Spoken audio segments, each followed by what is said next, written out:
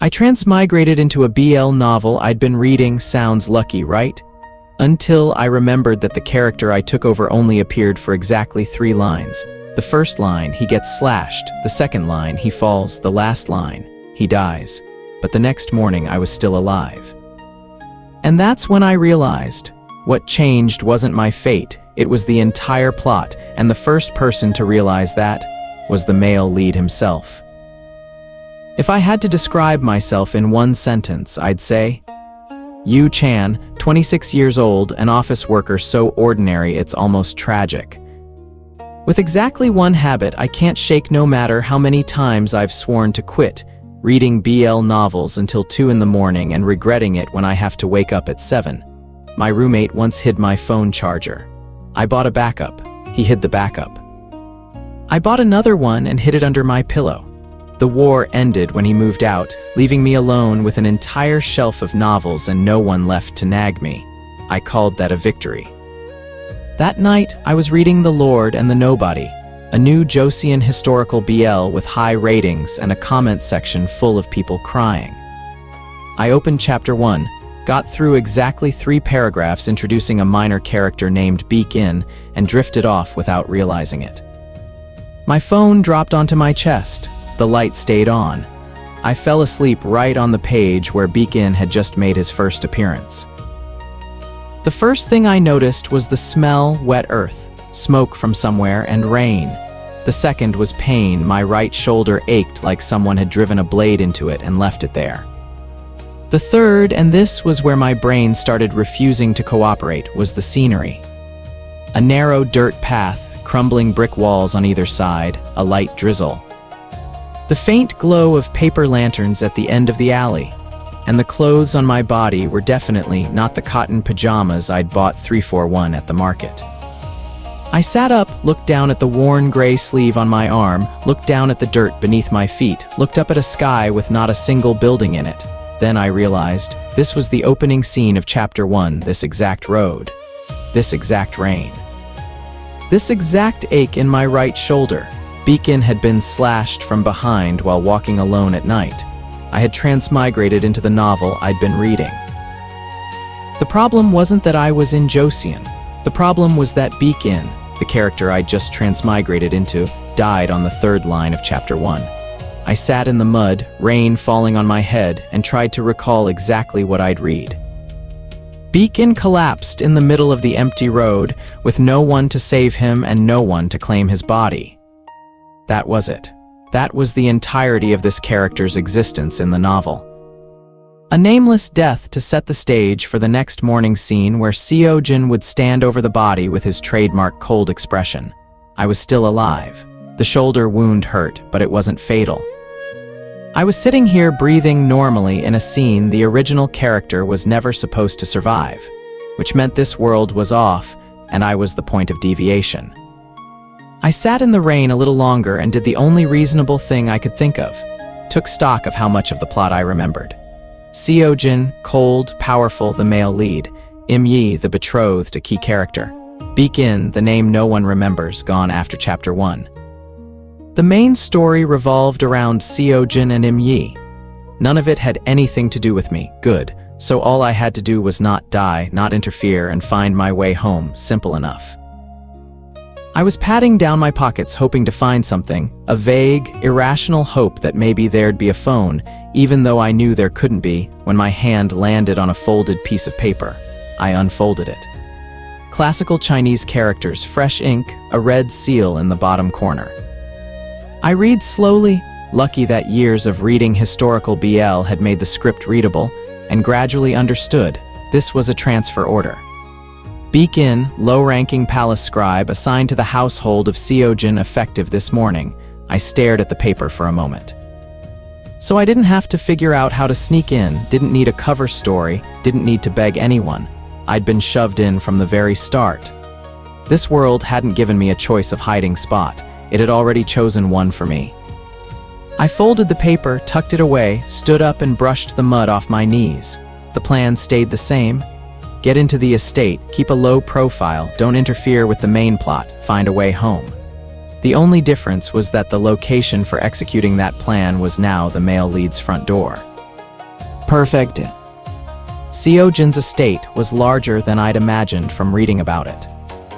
I stood at the gate, transfer order in hand, shoulder wrapped in a makeshift bandage torn from my inner robe, doing my best to look like someone arriving for work rather than someone who'd just fallen through time from the 21st century. The gate guard looked at the order, looked at me, let out a sigh, and opened the gate. No further questions, I walked in. The inner courtyard was wide and paved in blue stone, the trees on either side trimmed neatly, the silence the kind that told you everyone here already knew that noise was something best avoided. I was about to ask where to go when I heard footsteps from the direction of the main steps. I looked up and froze. Seo Geon was standing on the raised steps, a stack of documents in hand, eyes on the pages, colder than I'd expected from the novel, more striking than I'd pictured, and carrying himself with the ease of someone accustomed to having a lot of space that was entirely his own. He glanced up. His eyes passed over me, no pause, no recognition, no interest, then he gave a nod to confirm the transfer order and turned back inside. I watched his figure disappear behind the door, then reminded myself in the clearest internal voice I could manage, he is someone else's male lead. Not mine. Absolutely not mine. The person who showed me around was the steward, a man named Cho, short, quick on his feet, the kind of talker who listed things without punctuation. Room at the end of the East Wing documents submitted every morning third watch meals on your own, at the communal kitchen, no entering the main quarters, without orders no noise when His Highness is resting questions come to me. I nodded along to each point, trying to commit it all to memory. My room was at the end of the servants' quarters, small, with a patch of mold in one corner and a window facing a stone wall. Cho looked at my face and added, "This room's been empty a while, but you're a low-ranking scribe, no other options." Then he turned and left. I stood in the middle of that four-step-wide room and looked around, nothing to complain about. Invisible in a room no one bothered to look at, this was exactly what I needed. I couldn't sleep that first night, not because the bed was hard, though it was, but because my brain refused to shut off. I lay staring at the ceiling, listening to the wind come through the gaps in the door, and started making a plan the only way I knew how, by listing things. 1. Don't attract attention. Do the work well enough not to be complained about, but not so well that anyone remembers my face. 2. Don't interfere with the main plot. Seo Geon and Im Yi had their own story, it had nothing to do with me, and I wasn't going to push my way into it. 3. Find a way home. I didn't know how yet, but if I'd transmigrated in, there had to be a way out. Survive first, figure it out later. 4. Don't die. This sounded simple, but was actually the hardest part, since Beacon was supposed to have died last night. I closed my eyes and told myself, stay invisible, don't interfere, find a way home. 3 things. Nothing complicated, I repeated it until I fell asleep without knowing when. The next morning I unwrapped the bandage on my shoulder and nearly yelped, not from pain, but because the wound had nearly healed overnight. The gash had been deep enough to make me grit my teeth rewrapping it last night, and now there was barely a faint red line. I stood staring at my shoulder for a moment, unsure whether to be relieved or worried. I settled on worried, because this meant Beacon's body was operating under the rules of this world, not normal biology. And if this world could heal wounds this fast, it could also produce accidents just as fast. Right as I thought the word accident, a loud crack came from above. I looked up.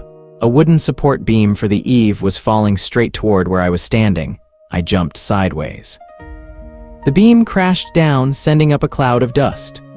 The cup of water I'd been holding flew from my hand. I heard the splash, heard someone stop abruptly, and then silence. I straightened up, brushed the dust off, and turned to see who I'd just drenched. Seo Geon was standing less than 2 steps away. Water from my cup was trickling slowly from his hair, soaking into his shoulder, down to the right edge of his outer robe. He was holding a stack of documents. The only lucky thing was that he'd managed to raise them out of the way in time. He didn't move, neither did I. We looked at each other for about 3 seconds that I swear stretched into 3 years. The prince of this entire estate standing in the middle of the courtyard, dripping because of me. and I didn't have a single word in my head to begin an apology for this particular situation. He raised a hand and wiped his face, slowly. Each motion deliberate, like someone maintaining composure by making everything very, very measured. Then he looked at me, not the look he'd given me yesterday at the gate where his eyes had passed straight through me. This time he actually looked, from my face down to the empty cup still in my hand, to the pile of dust from the beam behind me. I lowered my head. "Your Highness, the beam fell and I didn't have time. I was holding the cup and it just flew out and I'm sorry, I'm truly sorry. Are you hurt?" I stopped mid-sentence. I looked up at him. He was looking toward the fallen beam behind me, not at his wet clothes. He'd asked the question in the same tone you'd used to ask about the weather, but it wasn't the question I'd been bracing for. I'm fine. He looked at me once more, briefly, then said, "Be more careful next time." Then he turned and left. Steady steps, documents still in hand, shoulders still wet, as though what had just happened wasn't worth slowing down for. I stood in the courtyard watching his figure until it disappeared around the corner, then slowly looked down at the empty cup in my hand. He'd asked if I was hurt before asking about his clothes. I stood there a little longer, not understanding why my heart was beating faster than it had when the beam fell. I sat in my room afterward and thought seriously about the beam. Old wood could rot, could fall. That was the ordinary explanation. But I just transmigrated into a body that was supposed to have died last night, healed from a deep wound in a single night, and had a beam fall exactly on my spot the very next morning. If this was coincidence, it was the least graceful coincidence I'd ever encountered. I thought about a concept that kept showing up in the transmigration novels I'd read, the world's self-correcting. The plot has its own momentum, and when something deviates from the track, it finds a way to push things back. Beacon was supposed to die. I hadn't died. This world was running out of patience. From that day on, I started living by a new set of rules. Don't go anywhere dark alone. Don't stand near anything heavy hanging overhead. Don't stand near the edge of a well. Don't walk through areas under repair. Don't do anything that in a novel would be followed by the note. And that was the last time anyone saw them. Survival plan upgraded. I called it version 2.0. Version 2.0 worked perfectly for exactly 2 days. The problem didn't come from the world this time, it came from me. On my first morning sorting documents in the archives, I looked at the pile of papers stacked shoulder high and immediately understood how chaotic the current filing system was. I meant to do just enough and nothing more, but my hands automatically started reorganizing things into a more logical order, adding notes in the margins, flagging anything that needed urgent attention. Years of reading historical fiction had made the classical language second nature. Work that others spent an entire morning on, I finished before lunch. Steward Cho looked at me for a moment, then said, "Do that pile too?" I finished it before dinner. Cho gave me an unreadable look and disappeared somewhere for a while. I sat drinking tea, reminding myself to slow down next time, don't stand out, invisible is safe. Then Cho came back. "His Highness wants to see you." I looked down at the cup of tea in my hand and sighed. Seo Geon's study was bigger than my entire apartment back home. Bookshelves reaching the ceiling, stacks of documents arranged systematically across a long table. Light from a wide window falling just right so you could read without straining. He was seated at the main desk, didn't look up when I came in, still turning pages. "Sit." I sat in the chair across from him, a desk's width between us, enough room to breathe. He pushed a thick stack of documents toward me that I had to use both hands to catch. Sort these by order of priority. I looked at the stack, looked at him, and started working. No need to ask for clarification, I already understood the system. The study was quiet. The scratch of a brush on paper, the turn of a page, the wind outside the window. I sat working in the study of a BL novel's male lead and kept reminding myself. Eyes down, just keep your eyes down, don't look up. I lasted about 15 minutes looking down, then I glanced up. He was frowning at one of the documents, brush in hand, but nothing written yet. The corner of his mouth pulled slightly down in the expression of someone displeased with what they were reading. Exactly how I'd pictured it, when I'd read the description of Seo Geon handling court business in Chapter 4. The author had written, the prince looked at the memorial with the expression of someone being forced to eat something they didn't like, and this was precisely that expression. It matched so perfectly that I nearly laughed out loud. Nearly, I caught myself, bit the inside of my cheek, and looked back down at the paper in front of me like it contained the secrets of the universe. Silence. Then I heard him set his brush down. I didn't dare look up, but I knew he was looking at me. It was a different kind of silence from reading, heavier. Something funny? No, my voice came out impressively steady. I'm reading, he said, nothing more. But I swear on my entire shelf of BL novels, that when I glanced up a few seconds later, the corner of his mouth was twitching. Yi arrived on the afternoon of the 7th day, exactly as I remembered. I was standing in the hallway outside the document room when I heard the commotion from the main gate, then saw the procession entering, and in the middle of it was someone I recognized without needing an introduction. Yi was beautiful in a way that seemed designed to be remembered, sharp features, a leisurely gait that said he was used to being watched, a pale blue robe that stood out across the whole courtyard. He smiled at the gate guard, smiled at the steward who came out to greet him, smiled at the late afternoon sky itself in a way that made everyone around him want to smile too. I stood in the hallway watching and let out a sigh of relief so deep my shoulders dropped. There he is. Right character, right moment, right chapter. The plot was still running on track. Seo Geon would start noticing Yi soon, the main romance was about to begin, and I was still the nameless nobody standing in the corner of a hallway. Everything was fine. I hadn't thrown anything off. I turned back inside, lighter than I'd felt all week, and completely missed the fact that Seo Geon was standing at the study window looking down at the courtyard, his eyes not resting on Yi, but on the spot where I'd just been standing. That afternoon, Seo Geon hosted Yi in the main hall. I wasn't allowed in, but I had documents to deliver to the steward stationed near the door, so I stood outside long enough to observe. Seo Geon sat in the main seat, Yi across from him. Yi poured tea, smiled, spoke in a carefully calibrated, sweet voice. Seo Geon listened, responded politely, didn't let the silences stretch too long, perfectly courteous in the most literal sense of the word. But there wasn't a single look I recognized from the novel. I remembered clearly how the author had described the moment Seo Geon first looked at Yi, like someone who had gone a long time without seeing light, suddenly struck by it directly in the eyes. I'd read that line 3 times because I thought it was beautiful. I waited for that moment, that look, the turning point that was supposed to happen here. Seo Geon looked at Yi the way you'd look at a routine afternoon meeting. I stood outside the door, watching, and felt for the first time since I'd transmigrated that something didn't match the pages in my head. I started noticing from that day on, not noticing in any intentional way. I wasn't seeking anything out, wasn't watching with any purpose.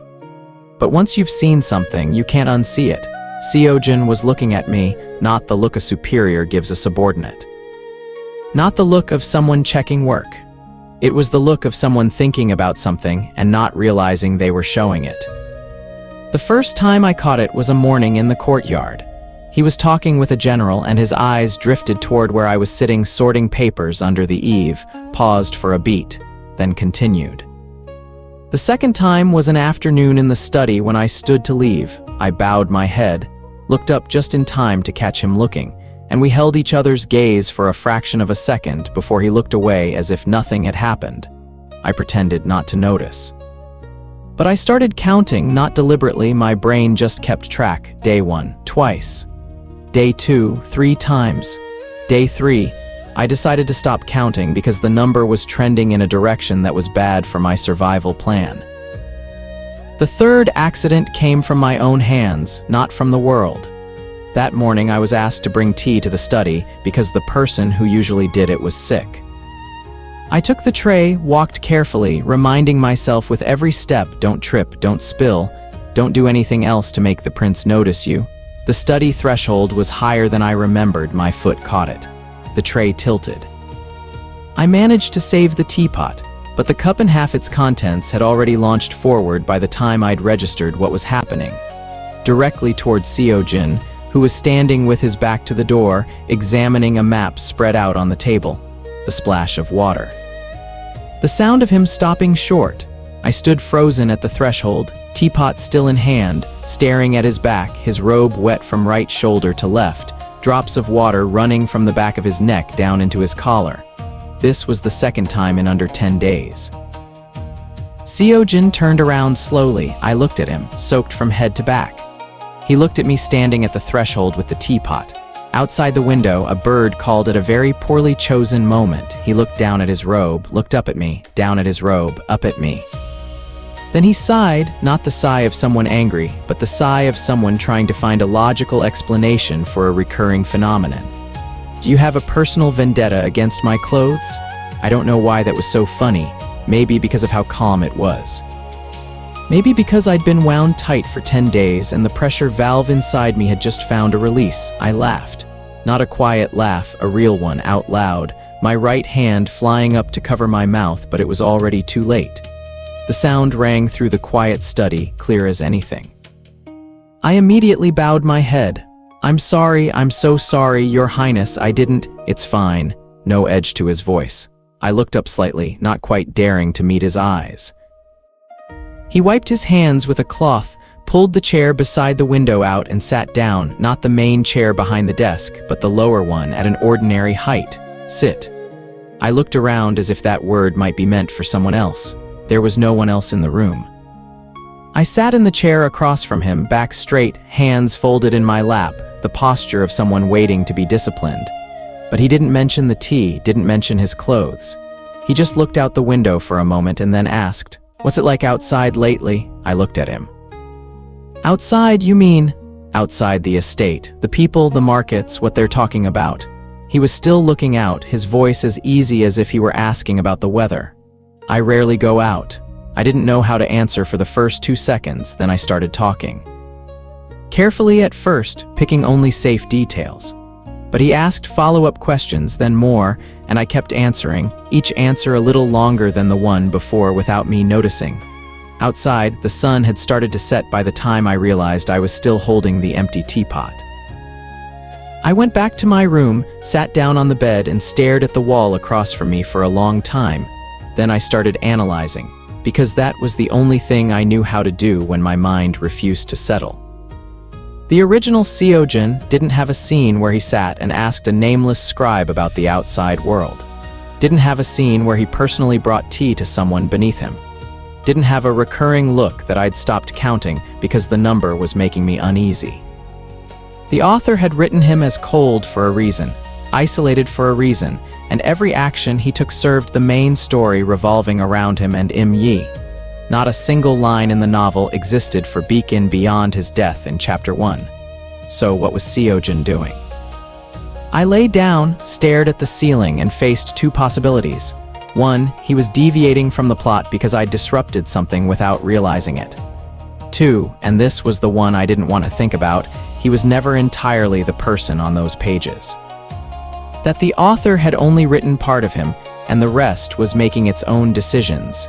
Neither possibility was good for my survival plan. The next morning I arrived at my workstation earlier than usual, spread out the documents, and kept my head down, stealth strategy version 3.0, with an added clause about not looking up no matter what passed by. I'd been sorting for about an hour when I heard familiar footsteps, a rhythm I'd learned to recognize without trying to, which was itself the first sign things were going wrong.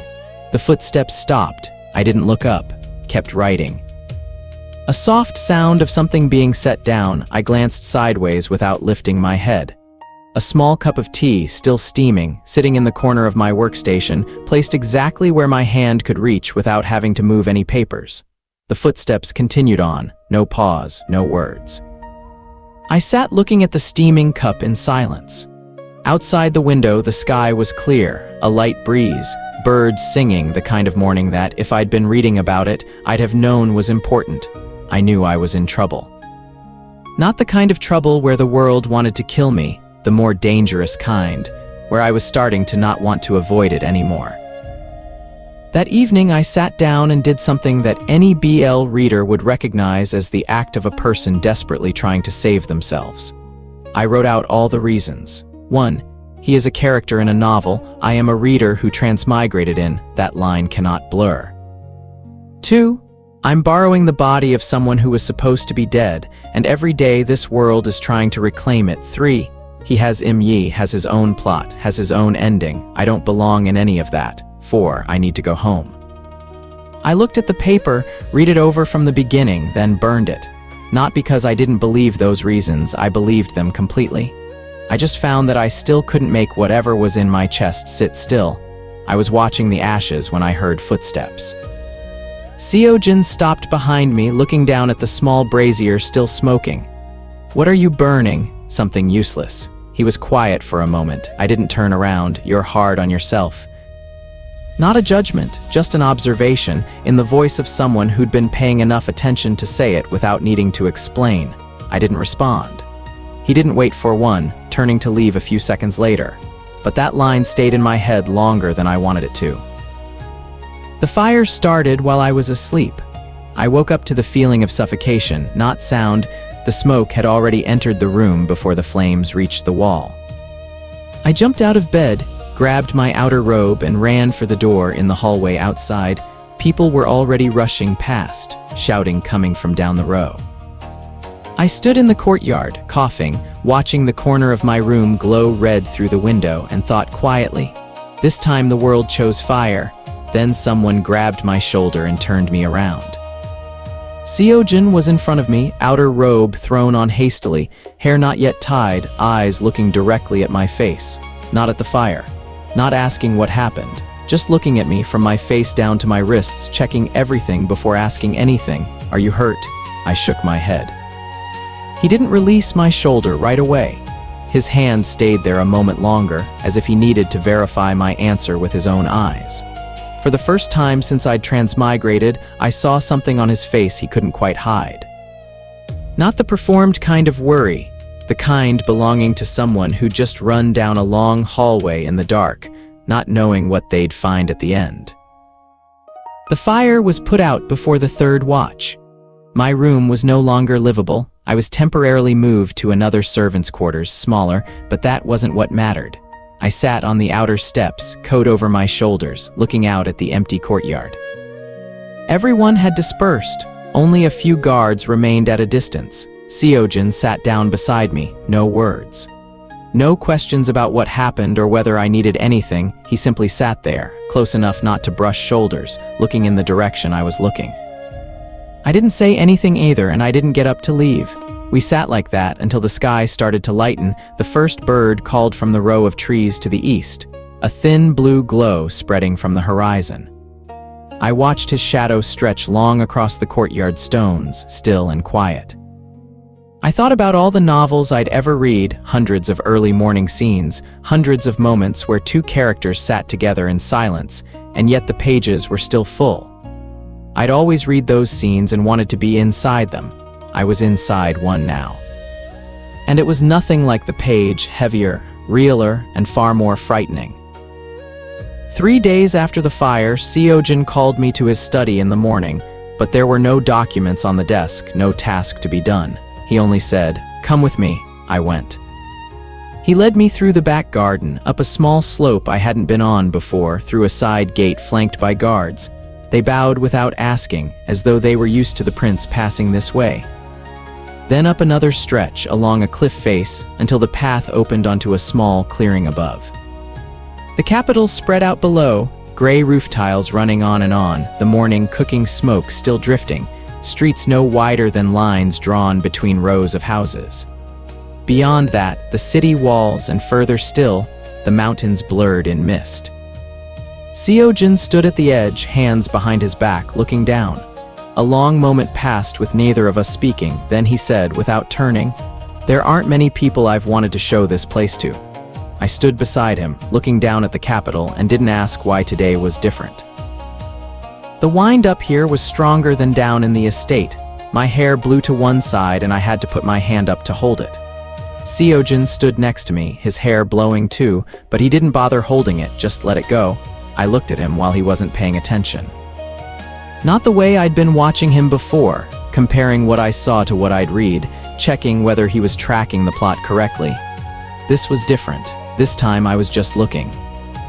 He was gazing out at something far below, his eyes following the trail of smoke from some rooftop I couldn't identify, the line of his jaw softer than it ever was inside the estate, not cold, not distant, just a person standing somewhere he liked, breathing normally. I didn't see the male lead of a novel. I saw a person standing beside me on a cliff edge, hair loose in the wind, looking out over the morning capital. A real person, not words on a page, not a character I'd read about through a screen at 2 in the morning. I looked away before he had the chance to look back. We stood there a while longer before Seo Geon spoke. "You look at me a lot," not a question. I didn't deny it. Denial would have been worse than silence. "I'm sorry?" I didn't say it bothered me. He was still looking outward. "I only wanted you to know that I'm aware." I didn't have a response to that. The wind came through, carrying noise from the capital below, voices, movement, the sounds of a morning beginning. "Do you want to stay?" He turned to look at me this time, not a quick glance, a real look. Not stay in the estate, stay with me. I looked at him. Looked at the capital below, looked back at him. Part of my mind was still running its list. The burned paper, the 4 reasons, survival plan version 2.0, the way home still unfound. The rest of me was looking at him standing here and understanding that the honest answer wasn't on any list. "Give me 10 days, I heard myself say. 10 days to think.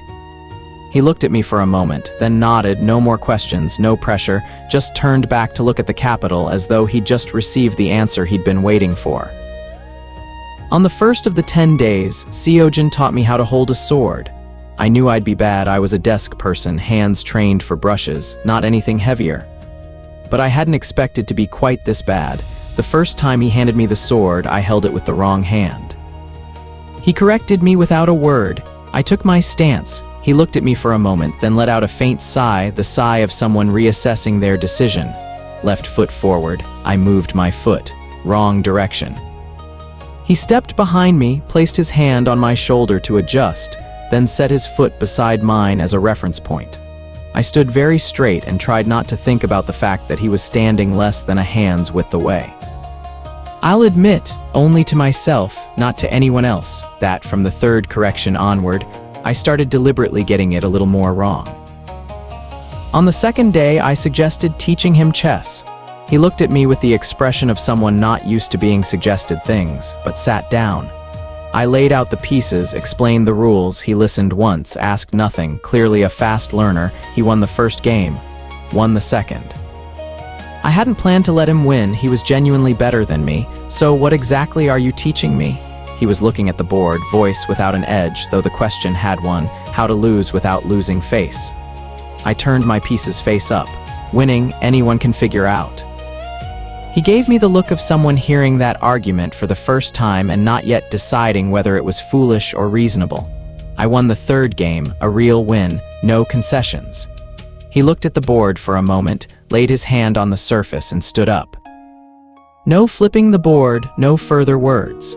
I watched him walk back inside and privately called it my greatest achievement since transmigrating, not for winning the game, but because I saw the corner of his mouth twitch at the exact moment he turned his back.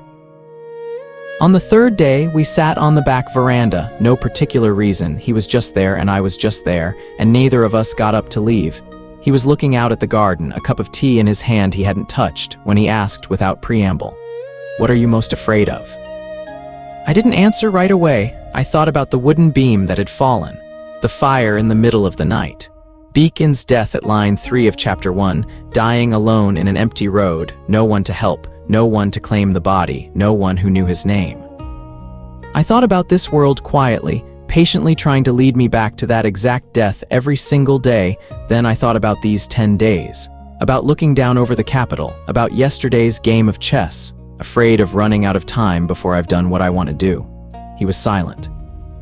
He didn't ask what that was, just looked at the cup in his hand, his thumb tracing slowly around the rim once, then stopping. The silence stretched long enough for me to understand he was thinking about something, not letting it pass. I didn't ask what. We sat a while longer, the tea cooling. the back garden still and green.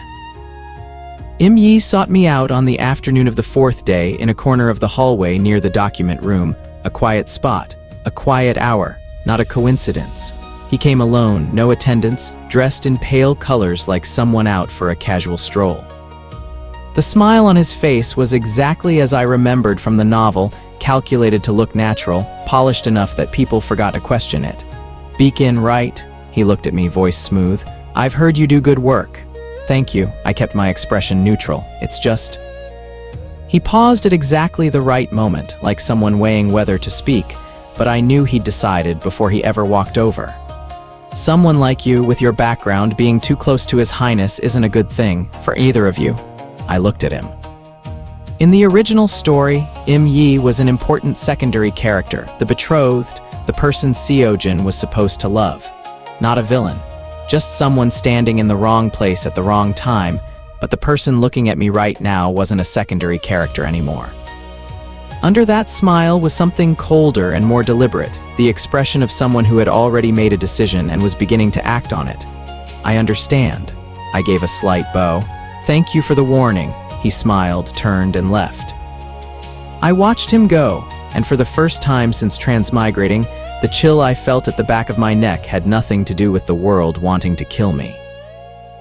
I stood alone on the back veranda for a while after Yi left, not because I was afraid or not only because of that, but because I needed to stand still somewhere and sort through everything in my head. Yi knew I was here. Yi was paying attention. Yi had just come to find me alone and said things that sounded like advice but weren't. The plot was escalating and I was standing in the middle of it. "What happened?" I startled and turned. Seo Geon was standing at the back door, looking at me with an unreadable expression. I had no idea how long he'd been there. Nothing. He stepped out and stood beside me, looking straight ahead instead of at me. "You've been staring at a stone wall for 10 minutes. I like stone walls. You're a terrible liar." No sharpness to it, just a direct observation, in the voice of someone who'd watched long enough to know the difference between my normal face and my face trying to look normal. I didn't respond. He didn't push, just stood there beside me, looking where I was looking, as if to say he was here, and if I wanted to talk he'd listen, and if not, standing like this was fine too. I didn't say anything. But I wasn't standing alone anymore. On the 6th day, I cut through the stables because it was a shorter route, a mistake, since I had no experience with horses and the horses had no experience with me. The horse near the entrance suddenly tossed its head. I stumbled backward, caught my foot on the paved stone and went down sideways. I braced for the impact. It didn't come.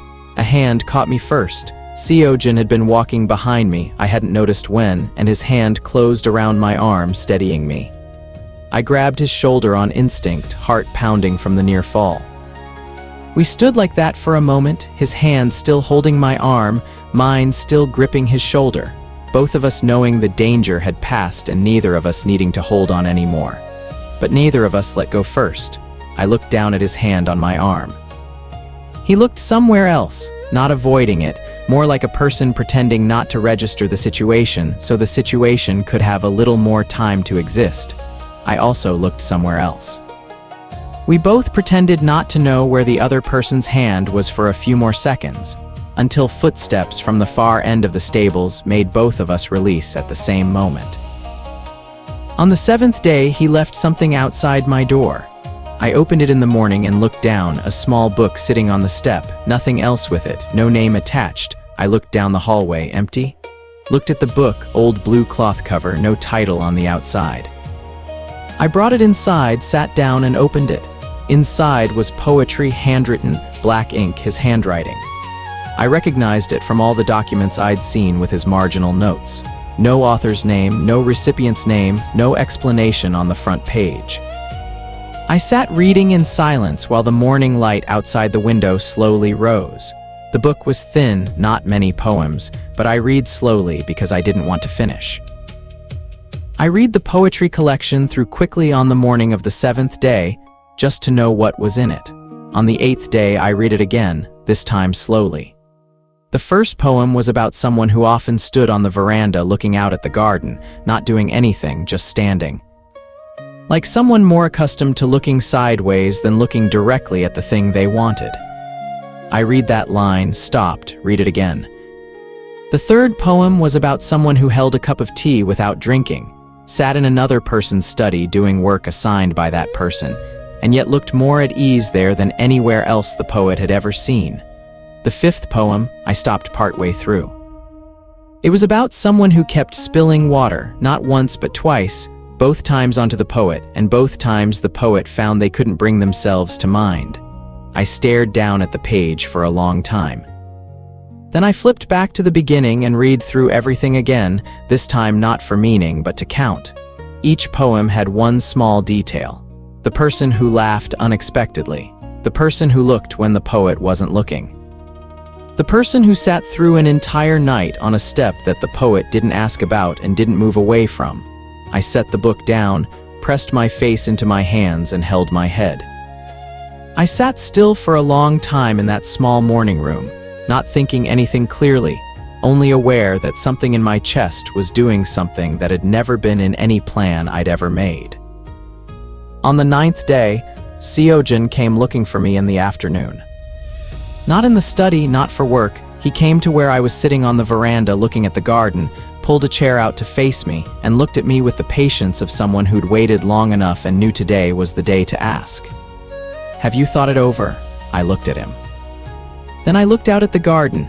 The afternoon shadows of the trees stretched long across the ground, pale flowers blooming in the far corner that I still hadn't learned the name of. I looked up at the estate's roof tiles, at the Joseon afternoon sky in its shade of orange-gray that didn't look like any afternoon I'd ever seen. Then I looked back at him. He was looking at me, not glancing away this time, not pretending to wait politely. Just looking straight on, patient, like someone who'd decided that whatever the answer was, he'd stay in this chair and hear it through. I opened my mouth. "I want to stay." My voice came out steadier than I expected, not wavering, not breaking, as though that sentence had been sitting there for a long time just waiting to be said. "Not because I don't have a way back." I met his eyes. "Not because I'm being forced. I want to stay because I'm choosing to." I thought about the burned paper, the 4 reasons I'd written out and couldn't bring myself to believe. Thought about survival plan version 2.0 with all its clauses about not attracting the prince's attention. Thought about the first morning I'd walked into this estate and told myself, he is someone else's male lead, not mine. I'd thought all of those things very seriously. I just never anticipated sitting on this veranda on the afternoon of the 9th day, realizing that not one of those reasons had the strength to make whatever lived in my chest listen. "I know I don't belong here," I continued before he could say anything. "I know that, but I'm choosing anyway." Seo Geon didn't say anything right away. I sat waiting for him to say something, react somehow, give me anything that would tell me where my answer had landed. But he only looked at me, and for the first time I saw on his face an expression I couldn't name, not happy, not relieved, not surprised. Something more complex than all of those, something belonging to a person who had just received what he'd been waiting for and hadn't yet finished processing the fact that it was real. He stood and stepped toward me. I sat still, looking up. He stood in front of me, looked down, and then slowly placed his hand on the top of my head, lightly, so lightly I almost wasn't sure it was there if I hadn't seen his hand. The touch of someone afraid of breaking something, or afraid it would disappear if pressed any harder. I didn't move. He didn't pull his hand away. Outside in the garden, the white flowers in the far corner swayed in the evening wind. I still didn't know what kind they were, and for the first time I thought about staying long enough to find out. That night I lay down, looked up at the familiar ceiling of the small room in the corner of the estate, and waited for the familiar feeling, the feeling of lying in the dark and listing things I needed to do to get home. It didn't come. I lay still, breathing evenly, and realized I wasn't thinking about a laptop screen, wasn't thinking about an unfinished novel file, wasn't thinking about an apartment alone with a shelf of BL novels and no one left to nag me. I was thinking about a hand on top of my head that afternoon. About a handwritten poetry collection with no recipient's name. About a chess game on the second day and the corner of a mouth twitching as he turned his back. About a morning on a cliff looking down over the capital, hair loose in the wind, the first time I'd looked at him without seeing a page. Outside the window, the night was dark and still. No sound of cars, no streetlights, none of the sounds of the world I'd lived in. I closed my eyes. For the first time since transmigrating, I didn't think about the way home. Not because I'd forgotten, but because I looked inside myself and found that I had already chosen, long before I'd put it into words. Seo Geon summoned me to his study the following morning, no documents on the desk, nothing to be done. He was standing at the window, back to me, looking out at the inner courtyard, the posture of someone who'd made up their mind and was waiting to say it aloud. I've dissolved the engagement with Yi. I went still. I sent the letter this morning. He turned and looked at me. I've made my choice. I couldn't speak for the first few seconds, not because I didn't understand, but because I understood too clearly. This was the single biggest turning point of the entire novel. The moment the author had spent a whole chapter building toward, the moment every reader had been waiting for since the first page. But in the original story, the person standing where I was standing was Yi. I looked at him, at the familiar study, at the morning light coming through the window, and understood for the first time, truly, that this plot had stopped being the one I'd read a long time ago. It had become something else, and I had been in the middle of it before I'd even noticed. He walked toward me, not quickly, not slowly, the pace of someone who knew where he was going. He stopped one step away, looked me directly in the eyes. This time he didn't glance sideways, didn't pretend to be thinking of something else, just looked straight on, clearly like someone who'd held something back long enough and was done holding it. "You don't belong here." His voice was even. "I know that." I said nothing, waited. "But I still want to ask." He didn't look away, didn't hesitate. "Will you have me?" The question was simple enough that I almost didn't believe that was all he said. No conditions, no further explanation, no long preamble. Just that question in the voice of someone asking because they wanted the real answer, not because they wanted to hear the one they'd prefer. I looked at him standing there in the morning light, a real person, not a page, not a character, just someone standing here asking me something and waiting. I thought about my room back in the other world. A small desk pushed against the window, a bookshelf along the wall, a laptop screen still glowing with an unfinished novel file, Chapter 1.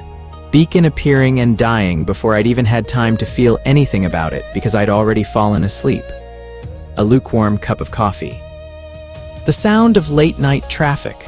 A roommate who'd moved out, alone with no one left to nag me, alone with no one asking why I got home late. I thought about every novel I'd ever read, hundreds of stories about people who were loved, who chose and were chosen, moments I'd read 3 times because I found them beautiful and wished I were inside them. Then I looked at him and realized I'd known the answer since the 8th day, since I'd sat reading a handwritten poetry collection and put it down without being able to speak. Since I'd lain looking at the ceiling that night and found no desire to go home still left in me. I just hadn't said it yet, because saying it made it real, and real meant no way back. Yes. The news reached Yi that afternoon. I wasn't there when he received the letter. I only ran into him afterward, by chance, in the hallway outside the main hall. He was standing with the paper in his hand, back toward me. I was about to go the other way when he turned around. I'd seen Yi many times since he'd arrived at the estate. Always that same smile, that same voice, that same carefully maintained appearance. This time was different. This time the mask wasn't there anymore, or he no longer needed it.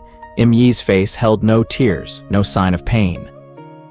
Only something cold in the way of someone who had just made a significant decision and was already looking ahead to figure out the next step. He looked at me.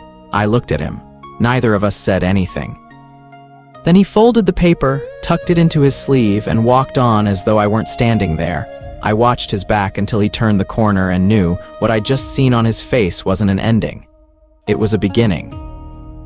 Yi came to find me a second time, 3 days later in the evening. Not in an empty hallway this time, he came directly to where I was sitting outside on the veranda reading, pulled a chair across from me as though he were an old acquaintance, poured himself tea from my pot as though he'd been invited. I watched his back until he turned the corner and knew what I'd just seen on his face wasn't an ending. It was a beginning. Yi's came to find me a second time, 3 days later in the evening. Not in an empty hallway this time, he came directly to where I was sitting outside on the veranda reading, pulled a chair across from me as though he'd been invited, The smile was back, but this time I knew what it was. "Are you happy?" he asked, in the tone of someone asking about the weather. "Chosen and allowed to stay, that must feel good." I didn't answer. "It's just..." He looked at the cup in his hand, turned it slightly, then looked up at me.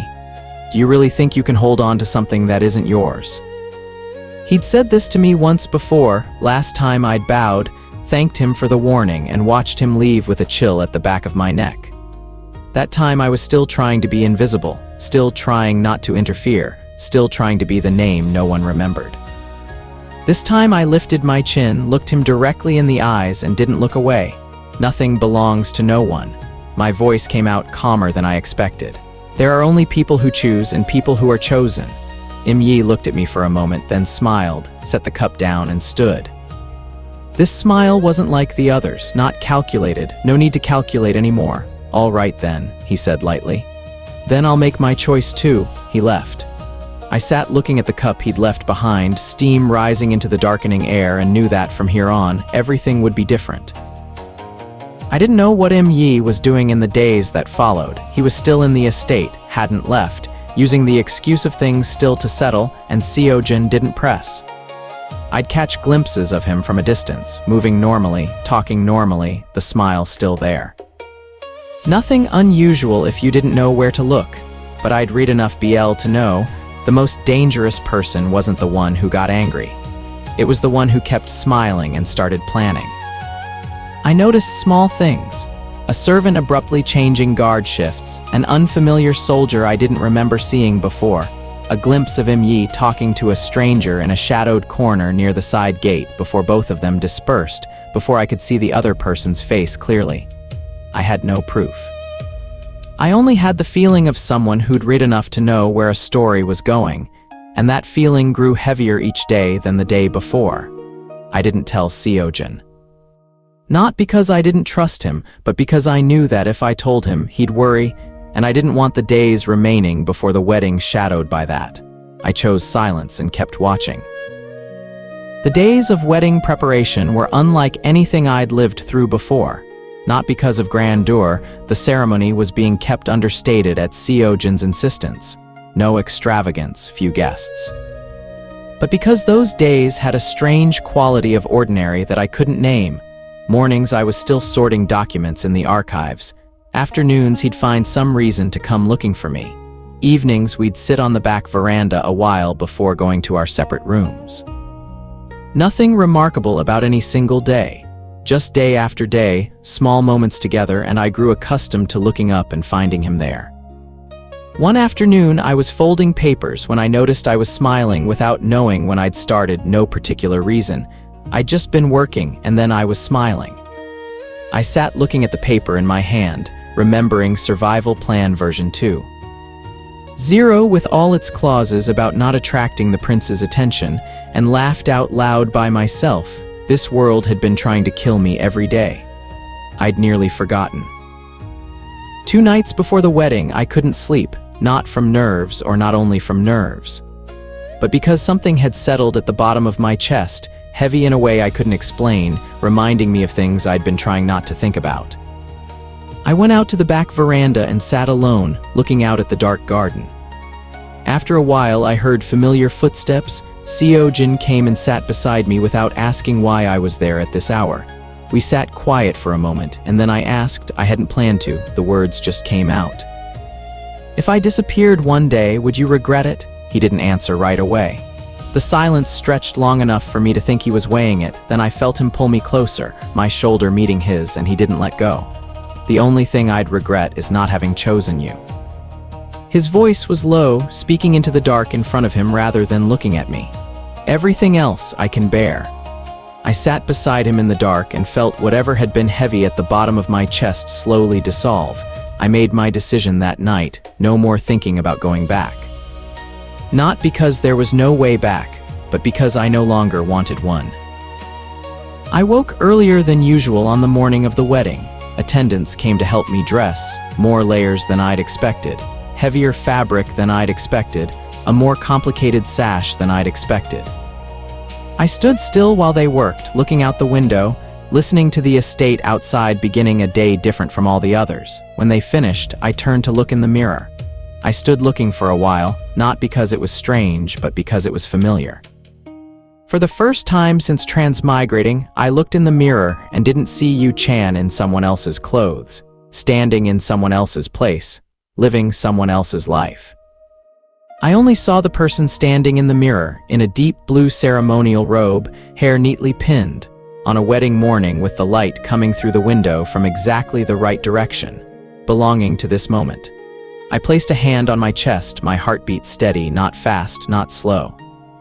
The calm of someone who had decided, with nothing left to hesitate over. Then I stepped outside. The ceremony hall was not large, exactly as Seo Geon had wanted, understated, only the people who needed to be there. I entered from the side door, following the protocol they'd walked me through the day before. Slow steps, looking straight ahead, hearing the rustle of the ceremonial robe with each footfall, Seo Geon stood at the far end of the hall. I looked at him from that distance, formal attire, posture straight, hands placed before him according to the rites. From far away, he looked exactly as I'd imagined when I'd read this scene in the novel, cold and composed. But when I stepped closer, I saw that he was looking at me, not glancing somewhere else, not pretending to look at something else. Just looking straight at me, from the moment I stepped through the door to every step I took toward him, with a look I couldn't find words to describe except that it was the look I wanted to be looked at with, always. I came and stood before him. He still said nothing, still only looked. I thought about the night I fell asleep at 2 in the morning, about Beacon dying on the 3rd line, about Survival Plan version 2.0 with all its clauses that were never once properly followed, and felt a quiet amusement that only I could understand. Then the ceremony began. The sound came from the direction of the main gate, not voices, but iron, wood, something heavy being forced, then shouting. The hall broke apart in an instant, attendants running, guards drawing swords, guests scattering to both sides. I stood in the middle, not yet understanding, just seeing the hall doors burst open and people pouring in from outside, not the estate's own people. I recognized that immediately from the clothing, enemies from outside, guided in. This exact day, this exact hour, exactly when the estate gates were most open for the wedding procession. I looked around, searching for Imyi. He wasn't anywhere in the chaos. He disappeared before the noise had even started. A trap laid in advance, someone inside serving as an accomplice. The timing chosen so precisely that I almost had to acknowledge, if not for the purpose behind it, this would have been a flawlessly executed plan. Swords clashing, people shouting, the solemn hall turned into a battlefield in under a minute. Seo Geon's hand closed on my shoulder, firm, decisive, turning me toward the side door. Go. I looked at him. He was looking at me, not at the chaos behind him, not at whoever was charging in, just at me with a look I'd never seen on him before, not worry, not fear. Something deeper and quieter than both, the look of someone looking very carefully because they knew they needed to remember. Go now. His voice was low, steady, the calm of someone who'd already decided. Don't come back. What about you? I can handle it. He pushed me toward the side door. A guard's hands were already holding it open. Go. I looked at him one last time before the attendants pulled me away. He'd already turned, sword in hand, walking toward the noise. The wedding robes still on him, deep blue in the chaos, and I watched his figure until the side door closed in front of me. The attendants pulled me through the side hallway, through the back garden, toward the escape gate at the far end of the estate. I ran. My legs ran. My mind stayed behind. I thought about the look on his face when he pushed me away. That wasn't the look of someone who expected to meet again. I'd read enough to know what that look was. I just didn't want to know. The attendants were still pulling me forward. The escape gate appeared at the end of the path. The guard had it already open. Outside was the street, free, safe, out of all of this. My legs stopped. The attendant kept pulling. I didn't move. He turned back to look at me, face panicked. Come on, it's dangerous. I looked back toward the ceremony hall. Smoke was beginning to rise from that direction, the sound of swords still ringing, voices still shouting. It wasn't the plot keeping me there. Not fate, not some invisible force holding me in place. Simply that my legs wouldn't take another step forward while he was behind me. I pulled my hand free from the attendant's grip. "Go on without me." Then I turned and ran back. I ran the opposite way, back toward the hall, weaving through people moving in the other direction, shouldering past someone I didn't see, someone behind me calling my name, but I didn't stop. I found him when I turned the corner of the wall, Seo Geon standing in the wide courtyard in front of the hall, sword in hand, two of his guards holding the outer perimeter. The space in front of him was empty, exactly the spot where I'd been standing 10 minutes before they'd pulled me away. He looked up. His eyes found me in the crowd and stopped. I caught something cross his face, too fast to name, and then it was gone. Then he looked at the open space ahead of him, the empty courtyard I'd just run out of, and he stepped into it. One step, deliberate, intentional, not wandering into it by accident, not blind to where he was going. He looked straight into my eyes in that exact instant, across the distance between us, and I knew that he knew. I knew what he was doing. My mouth opened to call his name, but the sound hadn't yet come out. The sound of the arrow wasn't as loud as I'd expected, just a short whistle, then silence, then the people around me shouting, then the sound of a sword hitting the stone courtyard. Seo Geon went down slowly, not a collapse, not a fall, just a gradual sinking, his right hand still trying to hold the sword for a moment before releasing it. The arrow was buried in his left shoulder, exactly where his heart would have been if he'd been standing a few inches further. Exactly where I had been standing. I ran to him, without thinking, without calculation, just running, and knelt beside him, hand pressed to his shoulder. Blood soaked through the deep blue robe, spreading slowly with each breath. The noise around me was still there, voices, swords, the unresolved chaos.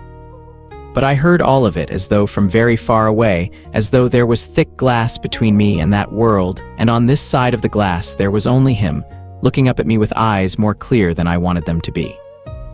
I called his name, loudly, loud enough that I didn't remember afterward how loud I'd been.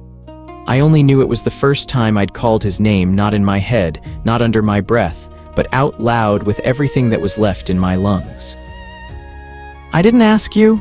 His voice was low, not from weakness, but because he was using strength to keep it steady. I knew that because I'd been listening to his voice long enough to tell the difference. I knew that if I asked, you'd stop me. I shook my head, not a denial, just not knowing what else to do. My hand was still pressed tight against the wound on his shoulder, blood seeping warm and continuous through my fingers, and I tried not to look down because if I looked down, I wouldn't be able to keep my face from breaking. He lifted his hand, slowly, fingers trembling slightly, trembling the way someone's hand trembles when they're losing blood and trying not to show it, and placed his palm against my face, gently. So gently I had to close my eyes for a second just to make sure I wasn't imagining it. His eyes weren't trembling, he was looking at me with more clarity and focus than at any other moment, as if everything around him was fading but what he was looking at was not. "But I want you to live." His fingers barely touched my cheek, as if afraid of leaving a mark. "Somewhere you truly exist."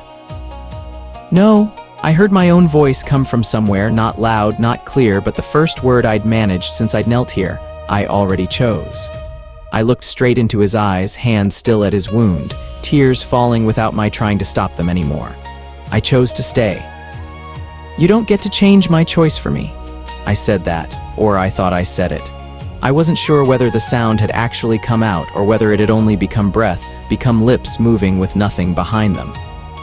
My throat wasn't working properly, my chest wasn't breathing properly, and the world around me was continuing to be loud with sounds I could no longer hear. All I could see was him. His hand on my face was still there, warmer than it should have been for someone losing blood, or maybe I was the one going cold without knowing. His thumb moved slowly across my cheek once, the way a person reads something with their hand instead of their eyes. I shook my head again, tears dropping onto his hand, and couldn't say anything more. He looked at me, said nothing at first, just looked, long enough for me to understand he was memorizing. Not looking to find an answer, not looking because he didn't know what to say, but looking the way a person looks when they've already decided and are spending whatever time remains looking very carefully at what they want to remember. I know. His voice was quieter than before, not because he was weaker, but because this sentence didn't need volume. You chose. His finger touched the corner of my eye, wiped lightly, a gesture so small I almost thought I'd imagined it. So this time, let me choose. I opened my mouth. I didn't know what to say, only that I had to say something, had to have one more sentence to make him stay, to make this world stop, to keep everything from continuing in the direction I could already see. But the world didn't ask me. His hand slowly fell from my face. I tried to catch it, hold it, but my fingers met air. The light around me began to bleach from the corners, spreading inward, consuming things one by one, sound first, then color. Then his breathing, fainter and fainter until I couldn't be sure I was still hearing it. I tried to call his name one more time. I don't know if any sound came out. I don't know if he heard. White. I woke up, familiar ceiling, desk lamp still on. Laptop screen glowing in front of me, the novel file still open, chapter 1 still there, the cursor blinking in the middle of the paragraph I'd been reading. Beacon collapsed in the middle of the empty road, with no one to save him and no one to claim his body. My hands were wet. I looked down, not blood, just tears that had fallen onto the back of my hands without my noticing. I sat up straight, looked around the room, the desk, the bookshelf, a cup of coffee gone cold sometime earlier, the glow of streetlights coming through the gap in the curtains. Everything in its place as though nothing had happened. Outside it was still dark. The clock in the corner of the screen read 2:47 a.m. I sat very still for a long time, not thinking, not doing anything, just sitting and breathing. Outside, a car passed, distant, then quiet again. An apartment alone, no one left to nag me, no one to ask why I was sitting here at this hour. I looked at the screen, at chapter 1, at the name Beacon still on the page, then looked down at my own hands, the hands that hadn't been able to hold on to anything, and sat a little longer before I reached up and closed the laptop. The screen went dark. The room dimmed, only the warm yellow of the desk lamp remaining. For the first time since I'd started reading BL, I didn't know what kind of ending I wanted. 3 months. I didn't open that novel file for 3 months, not because I deleted it, I hadn't. I left it where it was, the small icon sitting quiet in the corner of my screen. Every morning I opened my laptop. Sometimes my hand would move the cursor toward it, pause, then click on something else. I didn't know what I was waiting for. For enough courage to open it or enough courage to delete it, I couldn't tell the difference between those two things anymore. Life outside continued as though nothing had changed. I went to work, came home, ate, slept, more punctually than before, because I wasn't staying up until 2 in the morning reading anymore. Colleagues asked if I was all right because I seemed different. I said I was fine. They didn't ask again. The bookshelf was still full. I hadn't read a single new novel in those 3 months, not because I didn't want to, but because every time I picked one up and turned to the first page, I put it down a few minutes later without knowing why. Some nights I lay looking at the ceiling and tried to recall each detail. A handwritten poetry collection, a morning cup of tea, a Joseon sky in shades of orange-gray, a hand placed lightly on top of my head as though afraid of breaking something. I could remember more than I'd expected to, and that didn't make anything easier.